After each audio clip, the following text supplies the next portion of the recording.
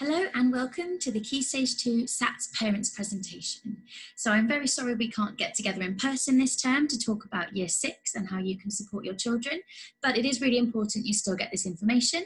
And if you have any questions at the end of this video, please feel free to come speak to myself or Ms. Gundry. And also you can pause this video if you have anything you need to write down along the way. So we're going to go over the key bits of information you need to know, and then we will get into a bit of detail about what you can expect to hear from your Year 6 children this year. So first of all, SATs are what we call the end of Key Stage 2 assessments. This happens in Year 6 in every primary school, and it helps us to measure the progress your children have made at primary school. So this year it will be in May, so starting on May the 10th in 2021 and ending on the Thursday. So it lasts for 4 days, and underneath you can see which papers we will be doing on which days, and that is the same across the whole country. It's grammar, punctuation, spelling, reading, and then maths papers. So writing is not assessed with a test. Teachers collect evidence throughout the year and we submit kind of the writing assessment. So unless your child is ill on any of those days in May, they will be sitting those papers. So if you need to write those down, or you can find them online as well, you'll know what to expect on each of those days in May. So when and how they're carried out. So they will take place during normal school hours under exam conditions. So children will not be allowed to talk to each other during the tests or until the tests have now been completed. And then they are sent away to be marked externally. So we get their results back at some point in July, and each test has a different amount of time, but it's never longer than an hour. And we'll do those in the morning of those days on the previous slide. So just so you know, we'll talk to you individually if this is the case for your child. There's some children that have additional needs, who have day-to-day provision that helps them to be successful in their learning, may be given specific arrangements. It might be they get extra time in their exam, that the test will be modified slightly. An adult might read the questions to them or scribe their answers. There might be some translations, and there might be kind of rest breaks given. And also, if your child is ill or injured at the time of their test, if they had a broken arm, for example, we would make arrangements for them. So if you have any questions around if you think your child would need additional arrangements, please do come speak to us, but we will let you know if that will be the case for your child. Okay, so in terms of when the test has been completed, you will be given, and the school will be given, a raw score, which is the exact amount of marks your child achieved correct, a scaled score, which I'll explain in just a moment, and then a judgment as to whether the national standard has been met or not met, what we would call pass or not pass, if you want to put it in that phrase. So an external marker will take the raw score, that is how many marks you got correct, and turned it into a scaled score, which goes between 80 and 120, where 100 would be the national standard, the average. So it just makes it easier to compare scores and see if you've met the standard by turning it into this scaled score. So there is no separate test if you are a higher achieving pupil. However, if you get above 110, that would be classed as getting a higher standard. So when you get your child's results back, if they are between 110 and 120, that would be classed as a higher standard. Okay, so let's now talk about each area of the tests. So the first test is the grammar, punctuation and spelling test, which there are 2 papers which both take place on the Monday. Paper 1 is 45 minutes, and this is the grammar, punctuation and spelling that comes under the functions of sentences. You've got vocab questions, you've got all the different types of word, phrases, clauses, your nouns, verbs, adjectives, all of that is assessed. And sometimes they have to circle things, they have to tick an answer out of 4. They might have to actually answer a question with very short responses, but it's not particularly long-winded questions. They're quite quick fire questions. And then paper 2 only takes about 15 minutes, and that is a spelling test. So there are 20 questions, and the children will be asked to write 20 different words to assess their spelling. So just as an example, and if you want to pause the video here and test yourself, parents, and see how you'd get on, these are 3 questions from paper 1, and I will go to the answers as well so you can mark yourself there. And those are just some of the different styles. There's matching, there's ticking, and some short answers. And this is what the spelling test might look like, and the teacher would read the sentence with the missing word, and then you'd be expected to write the word in. And here's an example of two of the words there, draw and possession. The words get harder up to question 20 as they go through. Okay, so reading paper on the Tuesday. So this is about their comprehension skills as well as their reading fluency. It's 60 minutes, so this is the longest of the papers, and it could be any combination of 3 different texts for them to read. It could be non-fiction, fiction, and or poetry, and it's just a collection of 3 different styles. And then they have to answer comprehension questions under each of these domains. So understanding words, retrieving information, that's picking out key information, summarizing, making inference, which is finding evidence for certain parts of the text, predicting, identifying how the information is presented, understanding the meaning, how the author has really enhanced the meaning, and then making comparisons between the texts. So all of that kind of is covered under questions that then are multiple choice, 1-word answer, but then in this one, you will get multiple mark questions, which would need you to write kind of a more paragraph length answer for up to 3 marks there. So here's an example. The text is much longer than that, but they would read the text, they would answer a question. This is a retrieval question. Again, if you'd like to have a go, feel free to pause. And this is a 1-mark question. The children will be taught to look at how many marks they're going to be given for a question, and that will determine how much they're expected to write. There's the answer. Sorry, I didn't give you a warning. Some of the questions are simple kind of circling questions here. They've got a poem to read, and then they're asked to circle the part with the snail that's being described. There you go. Or it could be a longer style question. So this could be a give evidence question. It could be 2 or 3 marks, these ones, and it will require the children to write a little bit more, but we will talk to the children specifically about how to answer that style of question. So just as a bit of a hint with these ones, although all of those different domains are assessed, each year since 2016, quite a lot of the marks go towards 3 areas of those domains, and this is important for you guys to focus on at home. So 20% of the marks in 2017 were given to that word meaning domain. Over a quarter were given to that retrieval, that picking out key information, and almost half of the marks were given to that inference, that giving evidence. So really, if you're wanting to support at home, those are the areas you can be working on the most. So I've got underneath there some questions for you to ask when you're hearing your child read that will match the type of questions they're going to see in that comprehension, which will be really useful. Okay, moving on to maths. So this starts on the Wednesday. There's 3 papers. Paper 1 is arithmetic. This is a quick assessment, 30 minutes. And it's your operations. So it's your division, multiplication, addition, subtraction, BODMAS, which is when you have a combined operation. You've got percentages, decimals, and fractions. So a lot to be covered, but the children will be doing this often in school. And here's an example of a long multiplication question. I've put this one up here to begin with, just to really share the message that the way you parents may have been taught in school might be different to the method we are asking the children to use. So it is really important that you are asking the child to show you, or we will provide you very soon, a document that shows you how we ask the children to complete these types of questions, and then you can help them at home. It's really important that you don't show them different methods, because that can actually confuse them. So that would be an example. They're all 1 or 2 marks. They all have method boxes with them that children are going to be taught to use. Moving on to paper 2 and 3 then, which is also on the Wednesday. There'll be 2 papers that day, and then on the Thursday. Slightly longer paper at 40 minutes. And these are all the mathematical knowledge, problem solving, reasoning questions.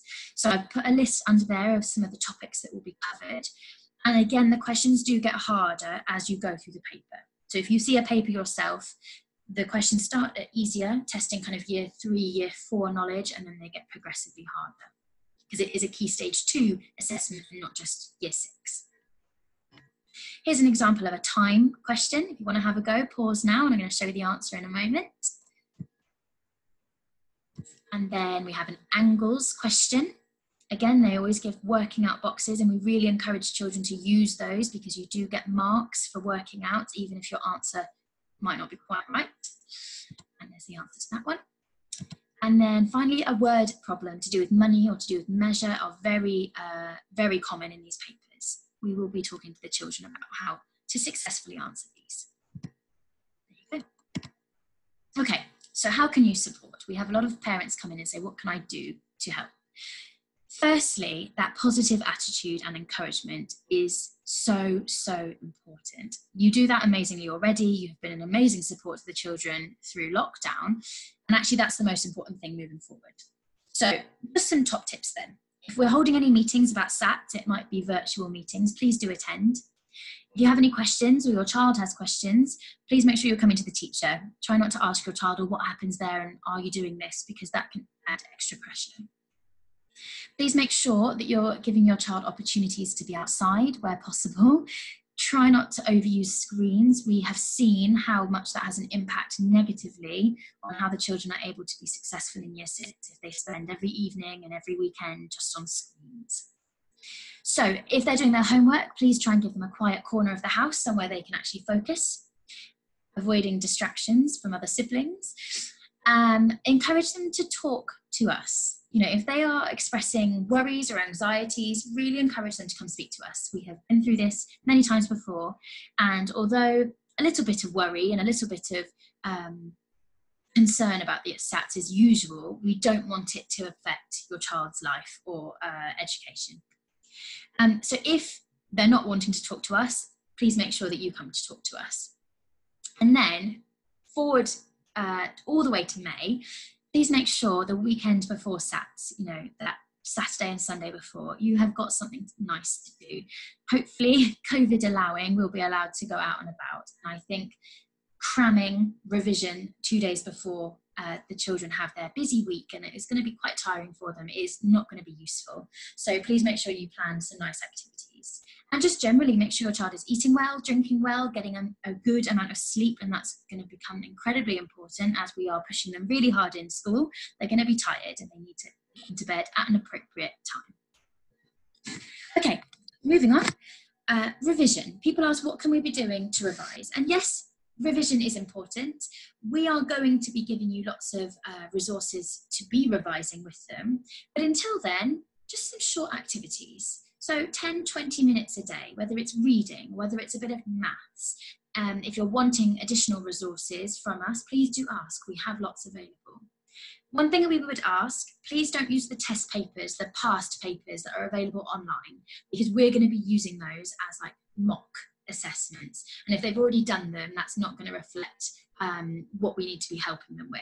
So if you are wanting practice materials, CGP are a brand which have practice papers, they have workbooks, they have parent guides, and we really highly recommend those. We use them in school as well. And Twinkle, and there's other websites online, but please just don't use the official government past papers. And then keep it light. You know, it does not need to be hours and hours and hours of revision. Things like times tables, mental maths are really important. You know, you're cooking your dinner and you have 1,300 grams of flour and you say, right, what's that in kilograms? You know, those short, sharp reminders are going to be the most important thing to your child remembering throughout the year. So just a few things to remember, and this is really important. SATs are a measure of what they know about maths and English on one day of the year. They do not reflect their talents in science and geography and art and PE, and they certainly don't measure the personal characteristics like kindness and integrity that make this world continue in the environment we live in right now. Those probably are the most important things, and SATs do not measure that. So it's really, really important that we keep that in mind, that there are so much more to a child than a SAT score. So it also didn't say, although you will get that they did or didn't meet the expected standard at the end of the year, that changes every year. The thresholds change, the pass mark changes. So please don't refer to it as pass and fail. I know we're quite used to that as adults in terms of when you take a test, it's pass or fail. But actually the child hasn't failed anything. It's about progress. And we will be sharing with you kind of some of the scores throughout the year. And if your child is making progress, you can be incredibly proud of them. It's not judged on whether they passed or failed that one test on that one day. The government need a threshold and they give that to us, but we can think carefully about how we use that with our children. And in reality, it's just 1 or 2 papers each day. You know, you have to keep that in perspective. This is just one paper for reading for the whole year, you know, and I think measuring throughout the year and measuring how your child feels about reading and how they're able to go to secondary school is going to be so much more important than one test score. So let's just keep that in perspective. So if you're concerned, come to us, I've said before. But just as a bit of a measure, SATs should not be affecting a child's appetite, their ability to sleep, their personality should not change because of worrying about SATs. We shouldn't see panic or tears or not wanting to come to school because of SATs. So if any of those things are happening, it's really, really important that you come speak to us, because actually there's something that we can do to relieve that anxiety, okay? It's not about saying they're not going to do SATs, because they are going to have to join in, but it's about how can we give them the skills to cope with what is going to happen and what they need to prepare for in secondary school as well. So please do come see us if any of those things are starting to happen. Talk to the school, I've just mentioned that. Spend time with your child, you know, ask them to show you their homework. You know, talk to them about what failing means, or talk to them about what a progress means and how important progress is. If you're worried about SATs and you're worried about secondary schools and you're worried about those things, try not to talk to your child too much about those. That's not going to help them. Also, try to confront any media coverage negatively. You know, if there's something that is negative about testing or negative about how difficult tests are for children, please try to remove your child from that worry and come to speak to us. So, finally, a bit of advice for children. If there's any children listening, or if you'd like to play this bit to your children in year 6, just a bit of top tips from us. Listen to what we're saying. We have done this before. We do know what the year will look like, and we do know how to help you. Okay, we want you to do your best, and that doesn't mean you all have to pass a test. That means you need to say at the end of the year, I have done my best and I have learned lots and I am ready for secondary school. Please make sure you're sleeping well, eating well. That keeps your brain working, and that's going to help you. We all talk about this a lot in school, but when we do come to do any practice papers, read the questions carefully. Use your highlighter, underline that key information, because the worst thing is when you get a test back and you go, oh, that was such a silly mistake. So please just be careful. And then don't worry if there's something you can't do. We keep saying to you, we did a mock test at the beginning of the year. There's lots on there I haven't taught you yet. So just take a deep breath. We're going to come back to it. There's always time for improvement. So you mustn't let that panic you. If you get something in your homework and you're not too sure, that's okay. That is okay. Year 6 SATs are 1 week of your life. They do not measure how successful you are at primary school. They do not measure anything about your character, other than I would like it to show that you have worked really hard, you've persevered, and you've made progress. That is the most important thing. So hopefully that gives you a bit of an insight as to what you can expect this year. If things change due to government guidance around coronavirus, obviously we will get back in touch with you. But for now, we're going to continue working with your children, teaching them every day, and making sure that they feel ready for these statutory assessments and ready for secondary school. So I'll say one last time, if you have any other questions, please do drop an email to the school or a phone call to the school, or come and ask us when you are picking your children up from school. We'd be happy to discuss it at Parents' Evening also. Other than that, I hope we have a really positive term and that you can join us this year in supporting your children's education, just as you always have throughout primary school. And I cannot believe these lovely young children are finally at the end of the year. So thank you very much, guys, and any questions, I look forward to hearing from you. Bye.